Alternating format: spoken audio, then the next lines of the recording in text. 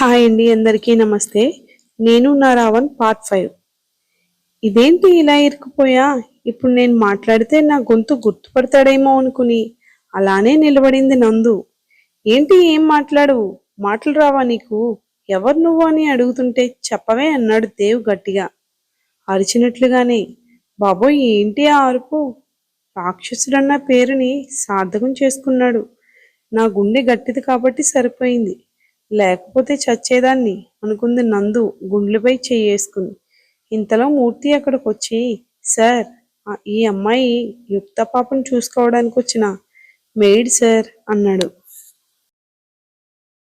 అమ్మయ్యా, దేవుళ్ళ వచ్చి బ్రతికించావు, లేకపోతే ఈ రాక్షసుడి చేతిలో అయిపోయేదాన్ని అనుకుంది నందు. దేవ్ నందుని పైనుండి కిందకు చూస్తూ, అవునా, మరి ఆ మాట చెప్పకుండా అలా గుడ్లప్పకించి చూస్తుందే. సరే, నాకు పనుంది, యుక్తాన్ని స్కూల్ దగ్గర డ్రాప్ చేయమని చెప్పు అని కార్ డోర్ తీస్తూ వెనక్కి తిరిగి, ఈ అమ్మాయి నిన్న ఫోన్ మాట్లాడిన అమ్మాయి కాదు కదా అన్నాడు డౌట్గా. కాదు సార్, ఈ అమ్మాయి నిన్న పొద్దున వచ్చిన అమ్మాయి అన్నాడు మూర్తి. ఓకే అంటూ నందు వైపు ఒక లుక్ వేసి తిరిగి మూర్తిని చూస్తూ, యుక్తాన్ని జాగ్రత్తగా చూసుకోమని చెప్పు, ఏమైనా తేడా వస్తే నా సంగతి తెలుసుగా అని మూర్తికి వార్నింగ్ ఇచ్చి యుక్తాన్ని బాయ్ చెప్పి వెళ్ళిపోయాడు. నేను డ్రైవర్కి చెప్తాను, నువ్వు వెళ్ళి పాపని స్కూల్లో డ్రాప్ చేసి రామ్మా అని మూర్తి అక్కడి నుంచి వెళ్ళాడు. నందు మూర్తి మాటలు ఒక్క ముక్క కూడా వినిపించుకోలేదు. ఇంకా వెళ్తున్న కారుని చూస్తూ అలానే నిలబడి, బాబోయ్, వాడి మాటే కాదు, చూపు కూడా ఘాటుగానే ఉంది అనుకుని తననే వింతగా చూస్తూ నిలబడ్డ యుక్త దగ్గరికి వెళ్ళి, హాయ్ పాపా అంది నవ్వుతూ. హాయ్ ఆంటీ అంది యుక్త. ఇదేంటి ఆంటీ అనేసింది?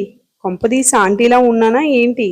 ఎవరైనా వింటే నా పరువు పోతుందని చుట్టూ చూసి, అమ్మయ్యా, ఎవరూ వినలేదు అనుకుని యుక్తాన్ని ఎత్తుకుని, ఆంటీ కాదమ్మా, అక్కాను లేదా నందు అని పిలువు అంది.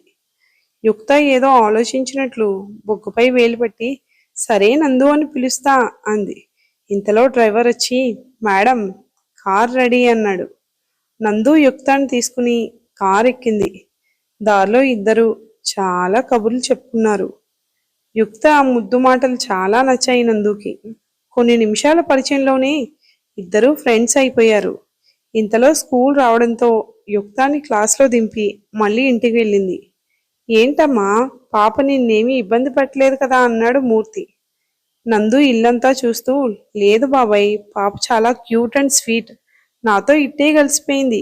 పాపకు అసలు వాళ్ళ నాన్న పోలికలు రాలేదు. అవును, ఇంట్లో ఇంకెవరు ఉంటారు? మేడం ఎక్కడా కనిపించలేదంది.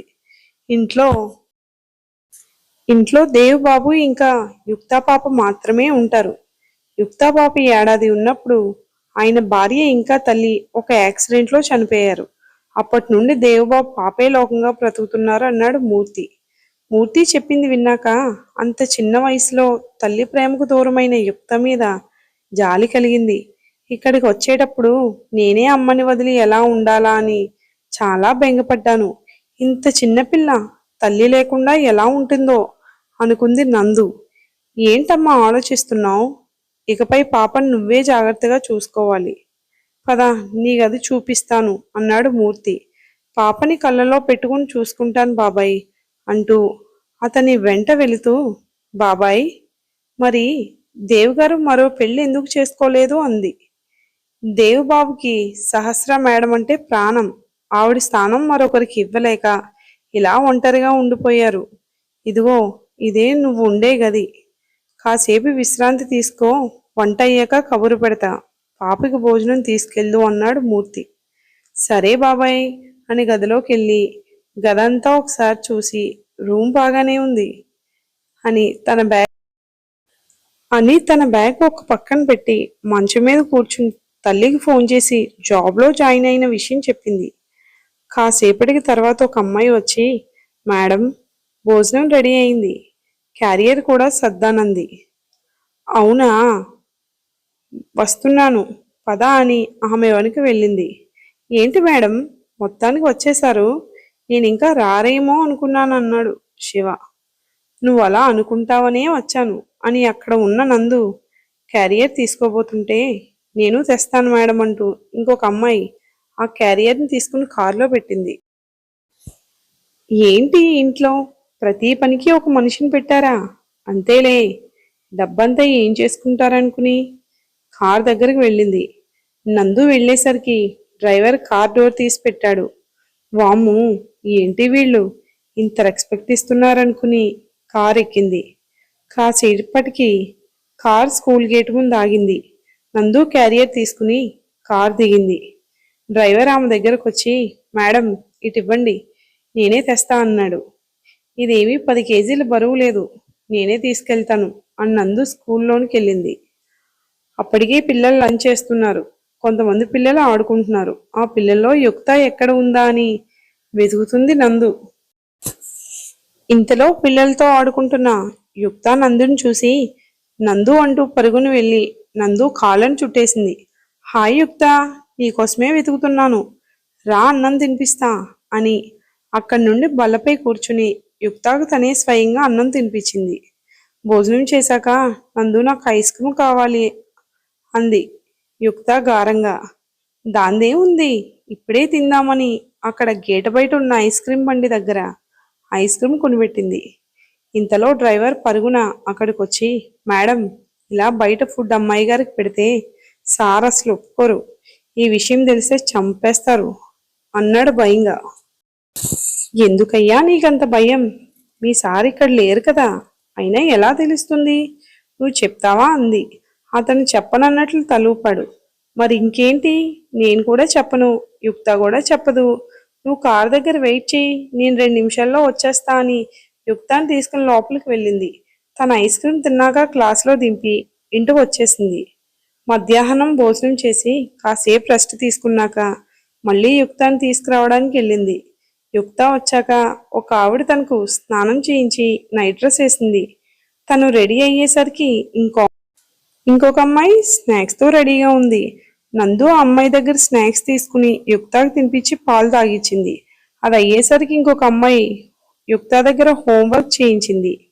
నందు తన పక్కనే కూర్చుని ఎలా రాస్తుందా హోంవర్క్ అని రాశాక యుక్త నందు కలిసి కాసేపు ఆడుకున్నారు. ఆ తర్వాత 7:30 అవగానే భోజనం తినిపించి యుక్తాన్ని నిద్రపుచ్చింది. యుక్త నిద్రపోయాక ఒక అమ్మాయి వచ్చి పాప బెడ్ పక్కన చాపలాంటిది వేసుకుని, మేడం నేను చూసుకుంటాను, మీరు వెళ్ళండి అంది.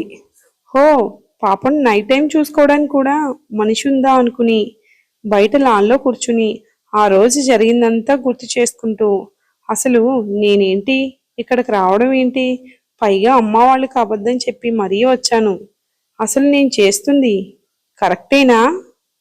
ఇంతలో మూర్తి అక్కడికి వచ్చి, నందు ఎలా ఉందమ్మా ఇక్కడ, అంతా బాగానే ఉందా, ఏదైనా ఇబ్బందిగా ఉంటే చెప్పు అన్నాడు. అదేం లేదు బాబాయ్, నాకు ఇక్కడ చాలా నచ్చింది, అయినా ఒక్క పాప కోసం అంతమంది ఎందుకు, అవన్నీ నేనే చూసుకుంటాను కదా అంది. లేదు నందు, సార్ అందుకు ఒప్పుకోరు, నువ్వు వాళ్ళన్నీ సరిగా చేస్తున్నారో లేదో చూసుకో చాలన్నాడు. సరే బాబాయ్, దేవ్ సార్ ఇంకా రాలేదేంటి అంది నందు. దేవ్ బాబు వచ్చేసరికి 10 అయిపోతుంది, నువ్వు భోజనం చేసి పడుకో అన్నాడు మూర్తి. సరే అని తన గదిలోకి వెళ్ళింది. కానీ కొత్త ప్లేస్ అవడం వల్ల నిద్ర పట్టలేదు. పైగా ఒంటరిగా నిద్రపోవడం కూడా అలవాటు లేక మళ్ళీ బయటకు వెళ్ళింది. అప్పుడే దేవ్ కారు ఇంటికి వచ్చింది. కారు దిగి ఇంట్లోకి వచ్చిన దేవ్ తిన్నగా యుక్త గదికి వెళ్ళి నిద్రపోతున్న యుక్త పక్కన కూర్చుని ఆమె తల నిమిరి కాసేపు అక్కడ కూర్చున్న తర్వాత తన గదికి వెళ్ళిపోయాడు. అదంతా నందు గమనిస్తూనే ఉంది.